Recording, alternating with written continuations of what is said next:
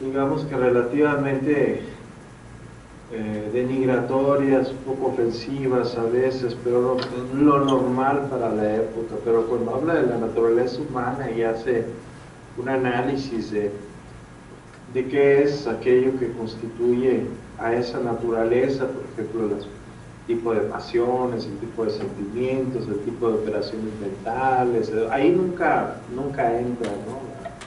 la cuestión de diferencias raciales, que yo conozca en ningún momento la introduce. Pero sí, en esa época era una época eh, que era muy común ese tipo de comparaciones, porque acuérdense que el siglo pasado apenas pues, fue una gran época de exploraciones, ¿no? Y de descubrimientos y de conquistas de otras culturas, América, en África, también en Oceanía, por ejemplo, ¿no? Y eso llevó a muchos pensadores, a Descartes, a Hume también, a pensar en relación con si la cultura occidental europea, tal como la conocían, si era intrínsecamente o no superior a las otras culturas, ¿no? Digamos que comienza un poco a cocinarse la idea del relativismo, ¿no? Que va a ser bastante común un poquito después del siglo de las luces, a partir del siglo XIX y todavía hasta el siglo XX, ¿no? Todo es una cuestión que se discute mucho. ¿En qué libro está ese de los razas o estabas escuchando algo, una conferencia? Hoy escuché una conferencia de un profesor español en un instituto de ética que se llama Instituto Hume, precisamente. Estaban celebrando su 10º aniversario.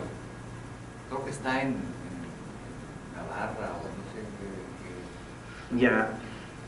Entonces estaban celebrando y este doctor fue a dar una conferencia sobre Hume y ahí es una conferencia bastante larga, más de 1 hora. Yeah. Y ahí es donde yo escuché ese comentario acerca de sus creencias, pues obviamente muy denigratorias me imagino que la raza negra, que es la que él pudo conocer, ¿verdad? Sí, sobre todo, no debe haber sido la única, ¿no? Porque ya para entonces en Europa había algunos pocos individuos, ¿no? de otras razas, digamos, ¿no? Sobre todo de Asia, pero también algunos de América que llegaron con la conquista de estas tierras, ¿no? Por parte sobre todo de España, ¿no? Pues que andaban por ahí. Acuérdense ustedes que los primeros, digamos, indígenas y después mestizos americanos llegaron muy pronto al continente europeo, ¿no? Después de la ¿cómo se llama?, del descubrimiento y ni se diga después de la conquista. El mismo hijo de Cortés, Martín, ¿no? Para no ir más lejos, ¿no? Que era mestizo, Martín Cortés, ¿se acuerdan? Bueno, ¿cómo andamos? ¿Listos? ¿Listos? Órale pues, creo que ya es hora.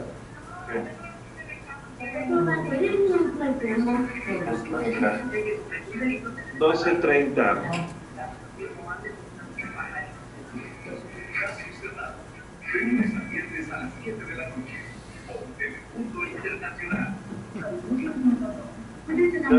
Se oye una interferencia. ¿Televisión? ¿Escuchan ustedes? De Omar Burgos, a ver. Se oye como un programa de radio o algo, no sé, de pronto arrancó ya.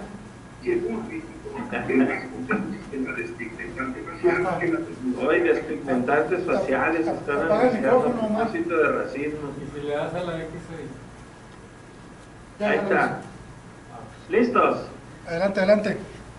Ok, entonces vamos en esta ocasión a compartir un poco algunas ideas un poquito más concretas de David Hume. Recordarán que la vez pasada lo que hicimos fue platicar un poco sobre el contexto más amplio del surgimiento del empirismo, cuáles eran algunas de las tesis que compartían todos los empiristas y que después Hume también va no solo a compartir, sino a desarrollar de manera mucho más precisa, ¿no? Cosas como que todo el conocimiento proviene de la experiencia, este sentido práctico de la filosofía, la hostilidad hacia la noción de ideas innatas, todas esas cuestiones, ¿no? vimos algunas ideas básicas de los antecesores más ilustres de Hume, entre ellos Bacon, que es como un gran iniciador de la idea de que la filosofía tiene que estar en continuidad con las ciencias naturales de su época en todo caso. Locke, ¿no?, que es el papá prácticamente del empirismo británico, un pensador sumamente influyente, fue médico, por cierto, también de Hume. Y luego Berkeley, que lleva a un extremo radical del empirismo, ¿no? Y luego empezamos a discutir algunas ideas sumamente básicas de Hume, que es lo que espero que ahora continuemos, ¿de acuerdo? Entonces lo que tenemos aquí es el libro, desde luego, más famoso de Hume, el que está a la izquierda, que publicó en 1739. Bueno, Hume tenía 26 años, imagínense, ¿no? Básicamente tenía una filosofía acabada ya, porque el de la derecha, o por lo menos la mitad del de la derecha, el ensayo sobre el entendimiento humano, se publicó en 1748, unos pocos años después, y pretendía ser una especie de resumen del primer libro. Cuando uno lee los dos libros se da cuenta que las ideas esenciales son las mismas, aunque el tratado, el de la izquierda, contiene muchos más argumentos, más ejemplos, una argumentación más detallada. Siempre vale la pena leer los dos en todo caso, ¿no? Entonces nos vamos a concentrar en las ideas de ambos, sobre todo el de la derecha, pero voy a citar también al Tratado de la Naturaleza Humana, ¿no?, que en ningún momento se contradice ni nada, al contrario, se complementan de una manera muy interesante en ocasiones, muy precisa. Entonces comenzamos. El objetivo de la filosofía de Hume es buscar aplicar el método experimental al estudio del hombre. Esto es algo que él mismo dice incluso en la portada del libro de la izquierda, que dice, el subtítulo, ya lo ven, dice: un intento de introducir el método experimental de razonamiento en las materias morales. Acuérdense que las materias morales, como veíamos la ocasión anterior, no se reducen a cuestiones de lo que hoy entendemos como moralidad o ética, ¿no? Es cuestión de valores y conductas, ¿no?, sino que en general es algo que podríamos ahora llamar ciencias del hombre o ciencias del ser humano. Esto es todas aquellas disciplinas que tocan diversos aspectos de la naturaleza humana, ¿no?, desde la psicología hasta la política, por ejemplo, ¿no? Cualquiera de estas materias, incluso cuestiones que tenían que ver en aquella época con biología, se le llamaban ciencias morales, y tenía que ver con el hombre, eran ciencias morales. Bueno, entonces lo que quería Hume era tratar de aplicar ese método que tanto éxito habían tenido las ciencias naturales. En particular, él tenía en mente la filosofía de Newton, desde luego, ¿no?, que a finales del siglo anterior había publicado su gran libro, ¿no?, de los Principia Mathematica, que sientan las bases para la comprensión de la física clásica, ¿no?, de la mecánica clásica. Bueno, esta investigación que se propone hacer Hume implica también una investigación muy detallada de los procesos psicológicos humanos, cómo funciona nuestra mente. Eso es como el objetivo central de Hume, ¿no? Y él procede para tratar de entender este fenómeno a partir de la observación rigurosa de la vida humana. Esto es, él no va a comenzar sus indagaciones suponiendo cosas, por ejemplo, ni suponiendo que tenemos un alma, suponiendo que la mente no es lo mismo que la materia, suponiendo, o sea, todos este tipo de dogmas que existían en su época, Hume los va a hacer a un lado y dice: no, tenemos que proceder de una manera muy rigurosa, ¿sí?, que implique únicamente observaciones comprobables, ¿no? Y la fuente de estas observaciones, de estos datos empíricos de los que se va a basar para desarrollar su teoría de la naturaleza humana, son de dos tipos. El primero es el de la introspección y el segundo la observación de la conducta humana. El caso segundo, el de la observación de la conducta humana, pues se entiende claramente qué es, ¿no? Es la observación de cómo nos conducimos los seres humanos en la vida cotidiana, ¿okay? Ni más ni menos, ¿no? Una observación externa de cómo actuamos los seres humanos. El primero es un poquito más complicado porque tiene que ver con la introspección. ¿Qué es esto de la introspección? Pues es esto de tratar de percibir lo que sucede dentro de nosotros, ya no afuera en la conducta observable, sino cada uno dentro de sí mismo. Por ejemplo, qué tipo de sensaciones padece uno, ¿no?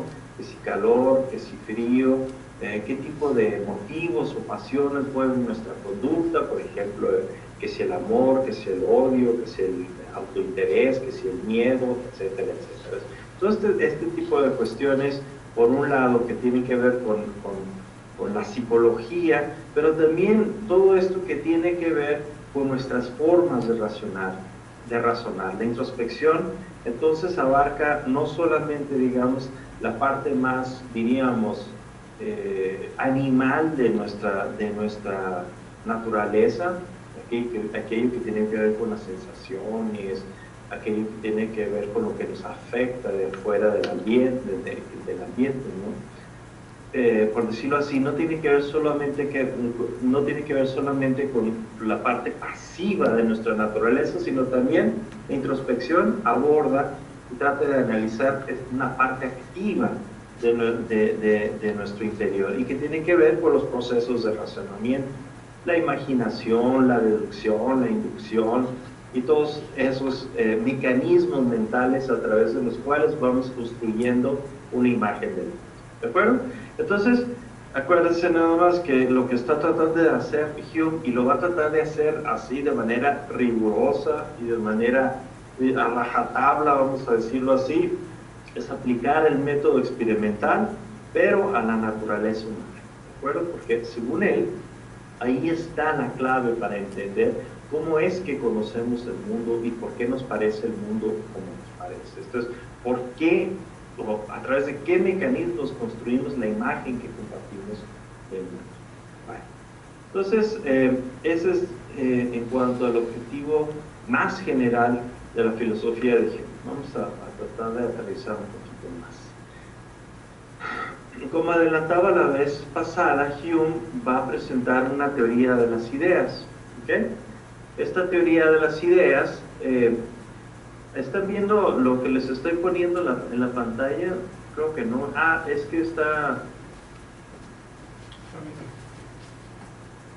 que lo está tapando, ¿no? Si me pueden hacer a mí más chico, para que sea así menos, primero para que no me estén nomás viendo a mí, sino también lo que tengo preparado. ¿Listo? Entonces, les adelantaba que tiene una teoría de las ideas. ¿Se acuerdan que Descartes presenta una teoría de las ideas? Locke también presenta una teoría de las ideas. Eso en el siglo XVII y XVIII esta era muy común, ¿no? La filosofía partía sobre todo de una imagen de la mente como una especie de espejo de la naturaleza, ¿no? Como una especie de órgano que refleja cómo son las cosas allá afuera, y de lo que se trataba era de explicar cómo era posible que en nuestra alma o mente reflejara lo que está allá afuera. Esto es cómo se construye el conocimiento. Entonces, la teoría de las ideas de Hume parte de dos ideas muy básicas, ¿no? Bueno, primero, una idea para Hume es cualquier percepción de la mente, ¿no? Él utiliza el término idea de una manera sumamente laxa, muy general, ¿no? Porque cuando nosotros escuchamos o leemos la palabra idea, inmediatamente pensamos en algo más bien intelectual, ¿no? Una idea es, por ejemplo, una idea matemática, o una idea que tenemos de cómo funciona algo, o una idea es algo para solucionar un problema, una especie de intuición intelectual. Pero Hume piensa que las ideas no solo son intuiciones intelectuales de este tipo, sino que cualquier cosa que pase por nuestra mente, una sensación, por ejemplo, una sensación de ansiedad, o, por ejemplo, algún dato de los sentidos, ¿no? Es una idea. Por ejemplo, cuando uno ve un perro, digamos, es lo que tiene, la imagen que tiene es una idea de perro. Ok, estas ideas, que repito, son cualquier cosa que ocurra en la mente, literalmente cualquier cosa que ocurre en la mente. Se dividen en dos tipos, ¿ok? Los primeros son los pensamientos o propiamente ideas, ¿no? Estas se caracterizan por ser percepciones menos intensas de la mente. Ahorita vamos a ver en qué sentido, ¿no? Y las otras, el segundo tipo de ideas son las impresiones, que son las percepciones más intensas de la mente. Las impresiones no son otra cosa más que las ideas que producen o que se producen a través de nuestros sentidos. Entonces, son los datos que captamos de manera inmediata de la realidad que nos circunda, ¿no? Puede ser a través del olfato, de la vista, del oído, o cualquiera de esos, ¿no? Cuando nosotros estamos viendo algo, cuando estamos tocando algo, ¿sí? Cuando estamos saboreando algo, ¿sí? Eso que experimentamos en nuestra mente es una impresión, ¿sí? Y fíjense que el lenguaje es muy visual. La idea de impresión tiene esa connotación de que es algo que marca, ¿no? Es algo que imprime, ¿sí? Una huella, ¿ok? Bueno, entonces estos datos inmediatos de nuestra mente, ¿sí? Son las impresiones. Y los pensamientos son, digamos, una especie de segundo momento en esta teoría de las ideas, ¿sí? Porque las ideas o pensamientos son como las imágenes de esas primeras impresiones. O sea, una cosa es ver un perro, ¿sí? Entonces lo estoy viendo, tengo la impresión de ese perro en mi mente. Esto es el segundo tipo de ideas que está acá abajo. Y otra cosa es después, a la hora o el otro día, recordar ese perro. Yo imagino, entonces me empiezo a acordar cómo era, si era de tal color, tal tamaño, etc. Eso ya es un pensamiento o una idea, es un segundo momento. Por eso las impresiones, las ideas de abajo, del número 2, son más fuertes, dice Hume, ¿no? Porque están de alguna manera conectados de manera inmediata, de forma más cercana a la fuente de donde provienen. Esto es, pues, el dato científico, ¿no? La realidad. Y los segundos son percepciones menos intensas de la mente, ¿no? ¿Por qué? Porque son imágenes de esas primeras imágenes, por decirlo así, son imágenes de segundo orden. Y como ustedes saben, si pensamos en casos concretos, por ejemplo, de la memoria, pues pueden ser imágenes que conforme avanza el tiempo se hacen cada vez más débiles, ¿no? Por ejemplo, cuando olvidamos el rostro de una persona. Cuando lo estoy viendo es una impresión, porque es una imagen muy fuerte que tengo yo en la mente, pero si después dejo de verlo años y ya nunca no frecuento a esa persona, la idea, el pensamiento que tengo de esa primera impresión se va como desvaneciendo o confundiendo con otras ideas, dice Hume, ¿no? Entonces, esta idea tan simple, donde tenemos dos tipos de ideas que se distinguen sobre todo por su grado de intensidad, van a ver que va a producir resultados sumamente interesantes cuando abordemos los conceptos tradicionales de la filosofía que Hume se propone destruir, ¿no? Vamos a seguir un poquito más aquí en la teoría de las ideas, lo vamos a hacer solo un poco más complejo, ¿no? Para Hume, como cualquier empirista, todas nuestras ideas, ¿sí? todas nuestras ideas vienen de fuera, cualquiera, desde la más simple hasta la más complicada. Y todas nuestras ideas de primer orden, bueno, no las de primer orden, las que dije que eran impresiones, son copias de nuestras primeras impresiones, ¿no? De las que vienen, digamos, de manera inmediata de la realidad. Vamos a ver el diagrama. Acá a la izquierda pueden ver que hay impresiones, ¿no? Esas son las ideas más sencillas, las que se nos quedan grabadas de manera más fuerte, las impresiones, ¿no? ¿Ok? Y hay simples y hay complejas, según Hume. Por ejemplo, una impresión simple es ver una mancha roja, ¿no? Esta experiencia que tenemos de lo rojo es sumamente sencilla, ¿okay? Muy simple, pero muy fuerte. Se imprime en nuestra mente, en nuestra alma con muchísima fuerza. Una impresión compleja es, por ejemplo, cuando vemos un bosque o una ciudad, ¿sí? Por ejemplo, nos subimos a un cerro y estamos viendo abajo un valle donde hay un pueblo o una ciudad, ¿no? Es una impresión compleja, ¿no? Porque involucra muchísima más información que nos está llegando a través del sentido de la vista en este caso. Entonces hay estos dos tipos de impresiones, pueden ser muy sencillas como una mancha, un sabor, ¿sí? Un color, un sonido, ¿sí? Hasta cosas muy complejas, ¿no? Como por ejemplo, una persona es una impresión compleja cuando vemos cómo actúa una persona en la vida cotidiana, es una impresión compleja, o puede ser tan complejo como ver una ciudad, ¿no? O una obra de arte también. Por ejemplo, un cuadro puede proporcionarnos una impresión muy compleja. Estas impresiones, tanto las simples como las complejas, se dividen en dos tipos, esto ya lo sabemos. Las internas, que son los datos de la introspección, ¿se acuerdan? Los datos de la introspección abarcan tanto lo pasivo en nuestra mente, ¿sí? Como las sensaciones de frío y calor, ¿sí? Como los datos de los sentidos, lo que vemos y lo que tocamos, lo que olemos fuera de nosotros. Entonces, son impresiones que nos llegan desde dentro de nosotros mismos y desde fuera. Y tanto las impresiones internas como las externas dan origen a las ideas simples, que son las ideas más concretas, ¿no? La idea de una cara, la idea de un perro, la idea de una mancha, etc. Son ideas sumamente sencillas. La idea de un triángulo, la idea de una esfera, la idea de una piedra, etc. Son ideas simples, concretas. Mediante la reflexión, que involucra mucho, ahorita vamos a hablar de algunos de ellos, que involucra varios mecanismos, ¿sí? En particular, Hume resalta la memoria y la imaginación, se producen las ideas complejas, ¿okay? Las ideas complejas son las ideas que están más alejadas de la realidad empírica y por lo tanto son más abstractas.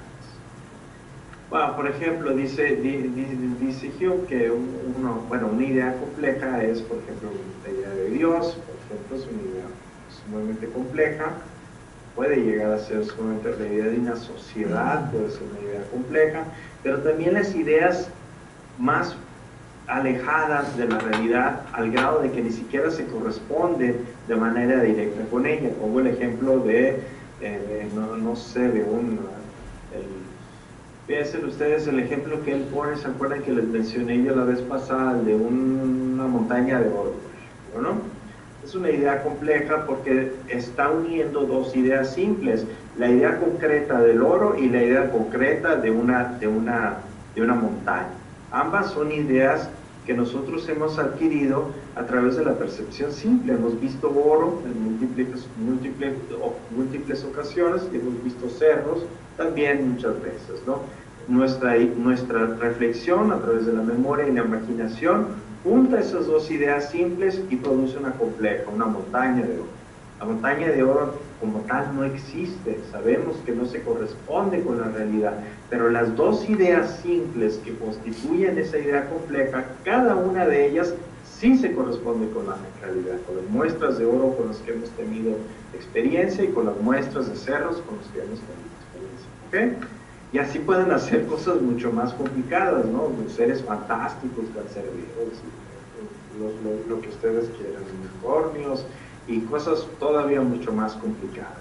Pero lo que es importante en este caso es lo siguiente, para entender lo que Hume va a decir más adelante. Todas las ideas complejas vienen de ideas simples, y esas ideas simples a su vez vienen de alguna impresión interna o externa, ¿ok? Interna o externa.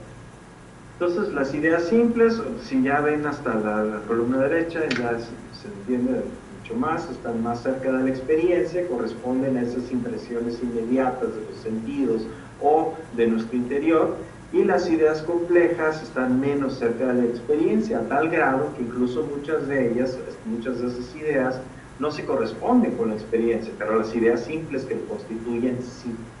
¿Okay? Él piensa que en general la imaginación es ese mecanismo que consiste en combinar de manera novedosas e incluso caprichosas las ideas simples para constituir ideas complejas. Para él el arte es así como funciona. Pero van a ver ustedes que piensa que también muchos de los errores de la filosofía provienen de estas ideas complejas. Eso lo vamos a ver.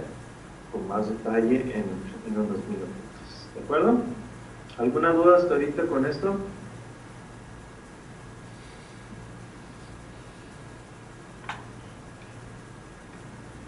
¿Vamos bien? ¿Todo Sí. bien? Sí. Ok, muy bien. Fíjense lo que dice el Tratado sobre la Naturaleza Humana. Dice, cuando cierro los ojos y pienso en mi habitación, las ideas que formo son representaciones exactas de las impresiones que he sentido. Aquí están los dos tipos de ideas, ¿no? Cuando cierra los ojos es cuando deja de ver las primeras impresiones, ¿no? Las impresiones que corresponden a las ideas concretas, ¿no? Y dice, las ideas que formo son representaciones, o sea, cuando me acuerdo, esas otras ideas son representaciones de las impresiones que he sentido. No hay ninguna circunstancia en una de ellas que no se halle también en las otras. Ideas e impresiones aparecen siempre correspondiéndose las unas con las otras. Esta idea de que todas las ideas ¿sí? se relacionan con una impresión simple, todas las ideas simples se relacionan con una impresión simple, va a ser fundamental para entender lo que viene. ¿De acuerdo?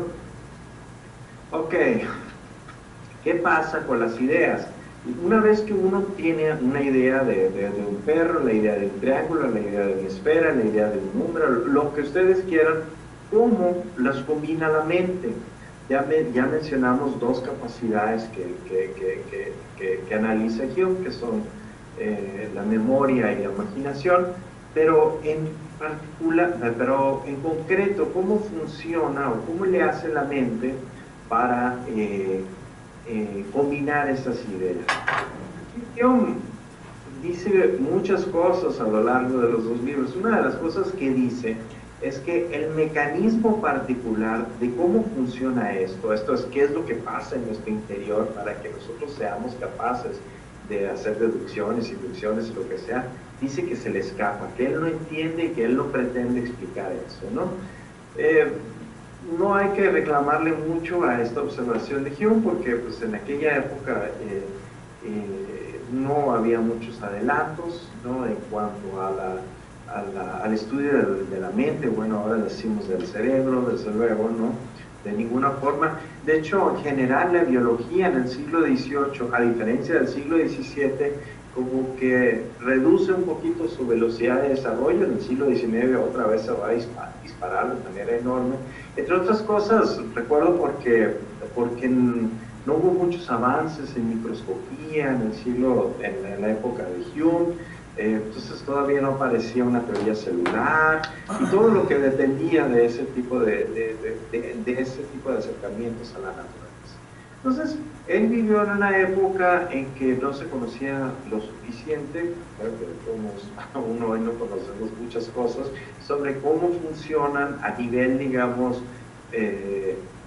a nivel de nuestro organismo, los procesos cognitivos, ¿verdad? Entonces, él dice, yo no me voy a meter a discutir eso sobre cómo funciona. Acuérdense que otros sí trataban de explicar cosas así. Por ejemplo, recuerden que Descartes trataba de explicar la interacción entre la mente y el cuerpo a través de la glándula pineal. ¿Se acuerdan ustedes? Uno de los desaciertos que tuvo Descartes en el campo científico, ¿sí? O sea, hubo quienes se animaron a tratar de explicar en términos orgánicos cómo funciona la mente. Hume dice que no va a hacer eso, pero lo que va a hacer es que a través de la observación va a deducir algunas de las leyes, vamos a decir así, que siguen nuestras mentes a la hora de conectar las ideas. Y luego enumera una serie, estos son los tres principales, después va a enumerar varios más, pero no los vamos a ver todos, estos son los tres principales, ¿no? Dice que un principio de conexión entre las ideas es la semejanza, ¿no? Dice, por ejemplo, dice, una pintura conduce naturalmente nuestros pensamientos sobre el origen, ¿no? Cuando nosotros vemos un retrato de alguien pintado, no sé, por Rembrandt, inmediatamente pensamos en el original, ¿no? No necesitamos conocer al original, pero sí lo concebimos y decimos, mira, este se ve muy realista, así sería el señor o la señora, sí o no. Si conocemos al original, pues con más razón, ¿no? Nuestra mente al ver el cuadro, inmediatamente va a pensar en el original. Si es un cuadro, digamos, de López Obrador, inmediato, o una escultura como estas tan famosas que andan por ahí, inmediatamente vamos a pensar en lo original y pensar si sí se parece mucho, poco, nada, etc. ¿Okay? Entonces la semejanza es como un paso natural que da nuestra mente, ¿sí? Cuando se le presenta una idea. Inmediatamente le buscamos parecidos y diferencias con otras ideas. El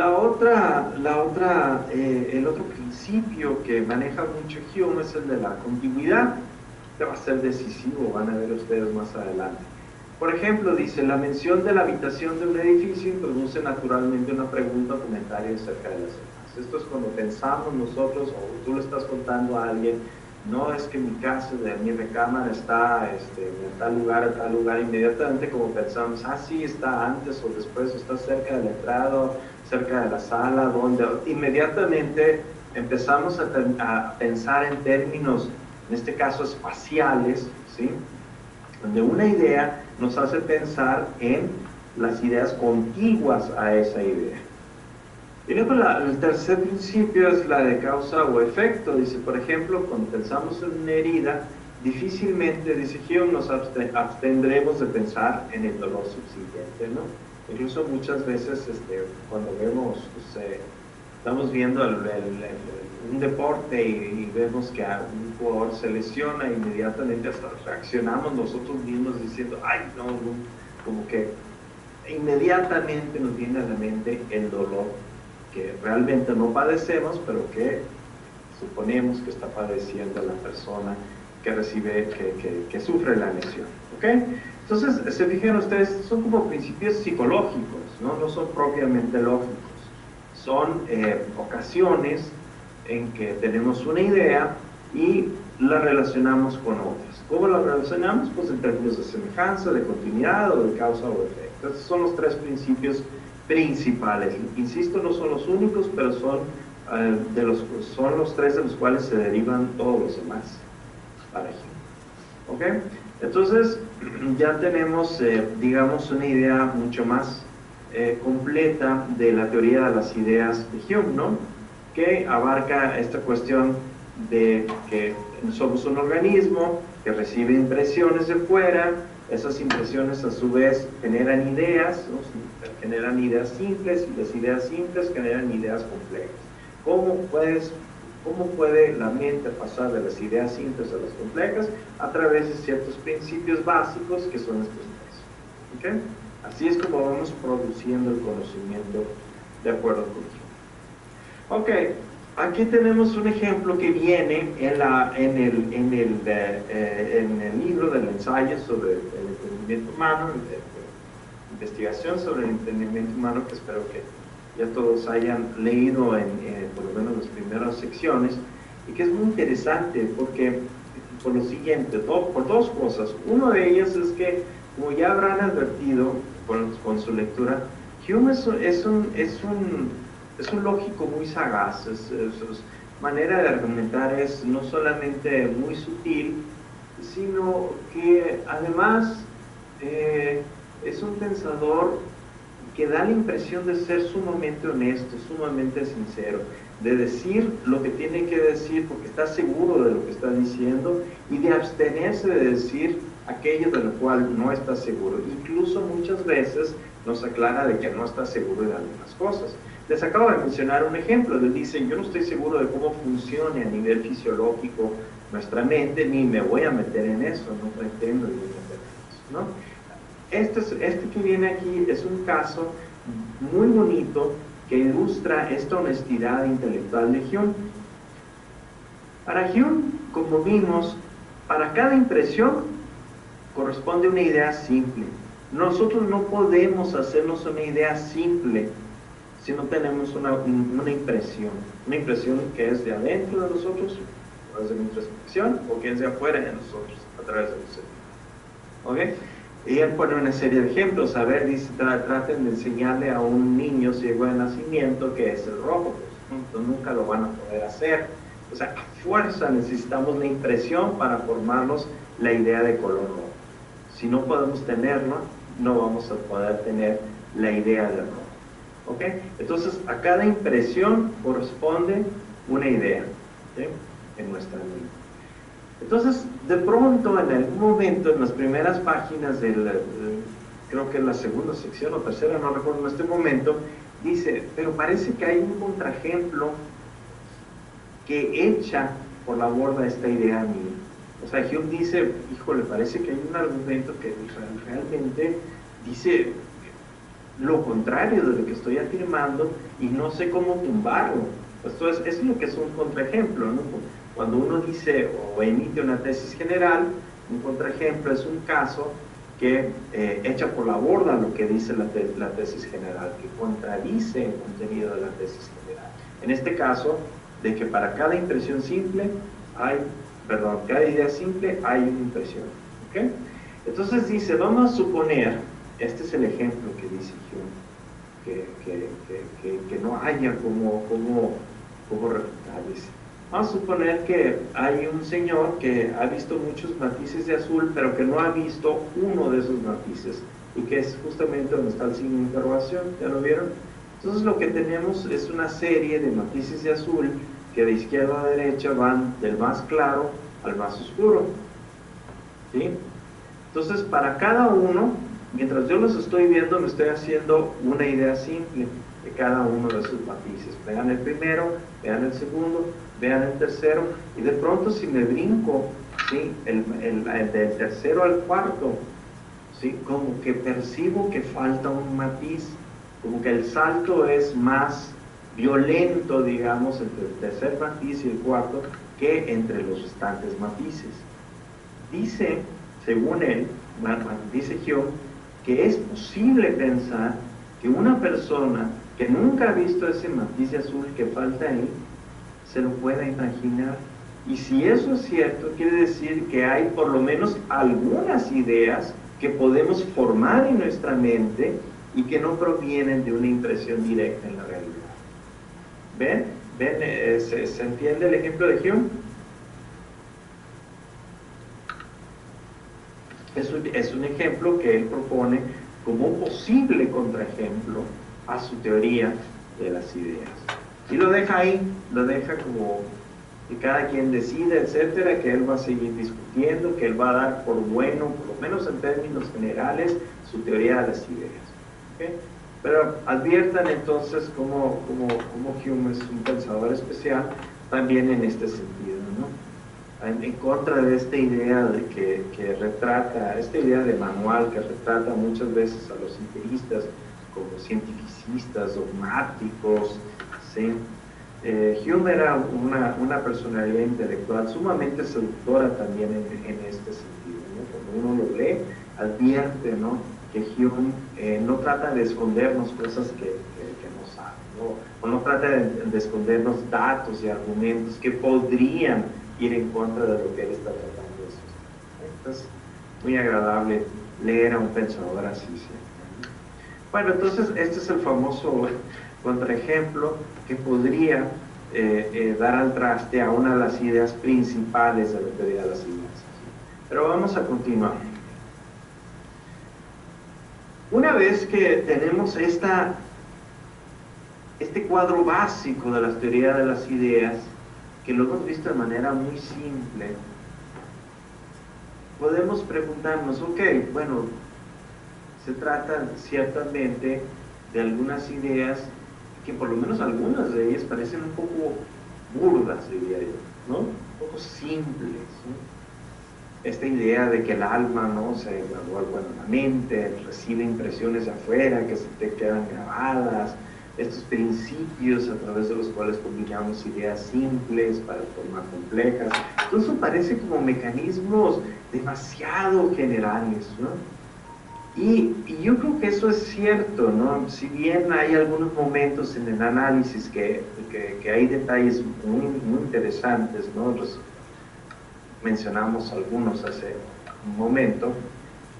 En general, la teoría de las ideas de los empiristas, en general, no solo de Hume, parece ser un poquito simplona, vamos a decirlo así.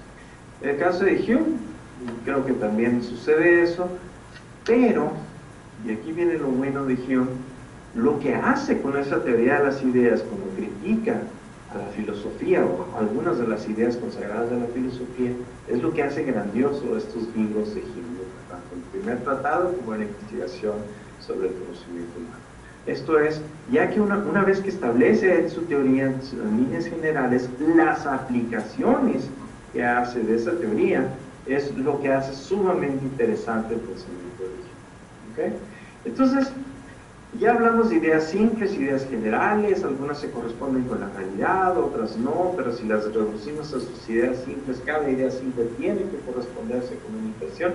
Ya hablamos de todo eso. Entonces, ¿qué pasa con las ideas filosóficas? En general son muy complicadas. ¿Se corresponden o no con la realidad? ¿Se pueden reducir a ideas simples que sí se corresponden con la realidad?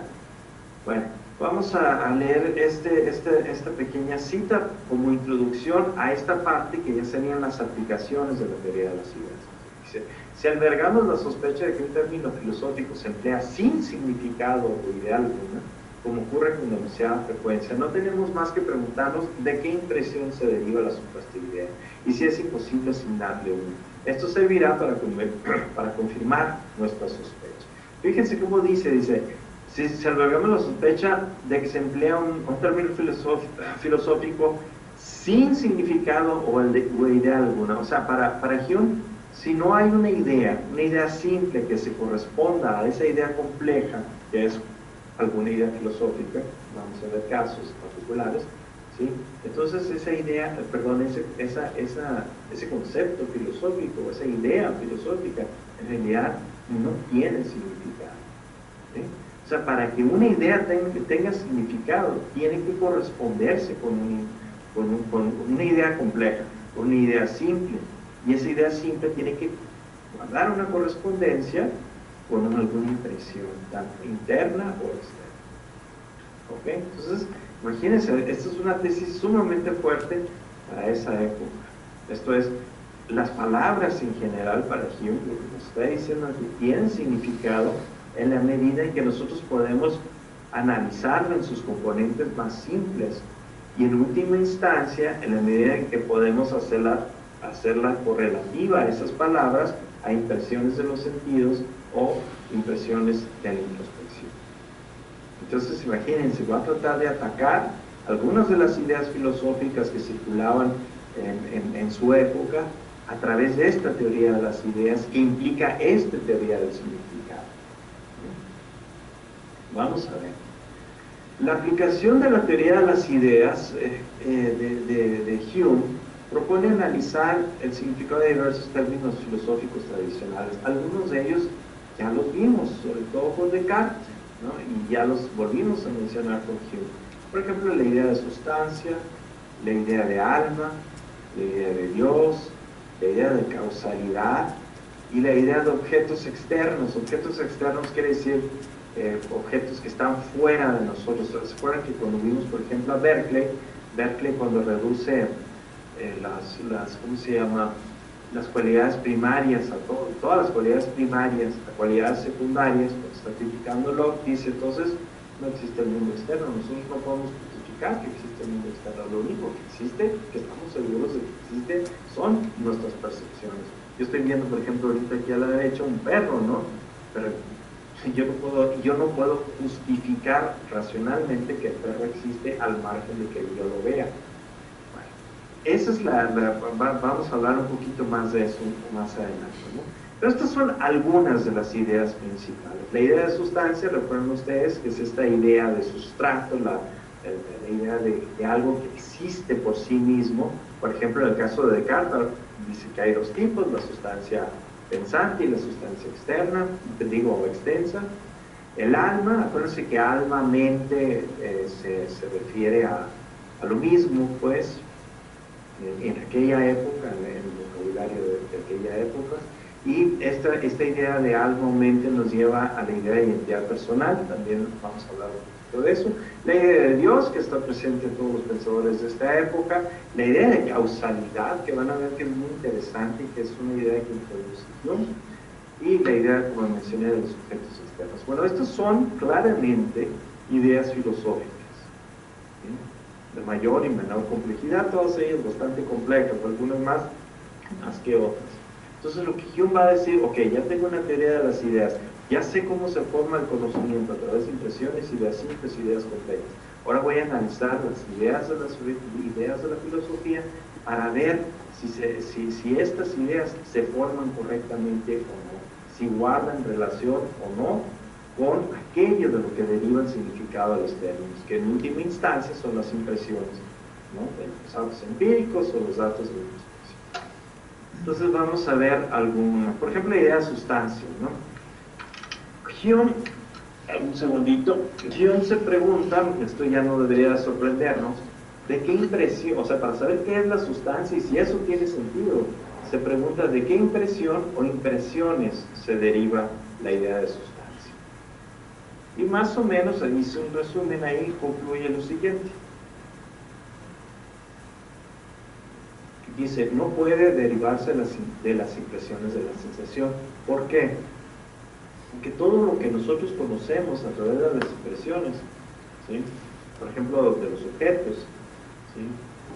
Son cualidades que nosotros llamaríamos secundarias. Esto es, nosotros vemos un objeto con un color, que tiene una forma determinada, que pesa o no pesa, que está rugoso o es liso, etc. Pero la sustancia, o sea, aquello que existe por sí mismo, o el sustrato de las propiedades, ¿sí? De las cosas, eso, pues en principio, de hecho, por definición,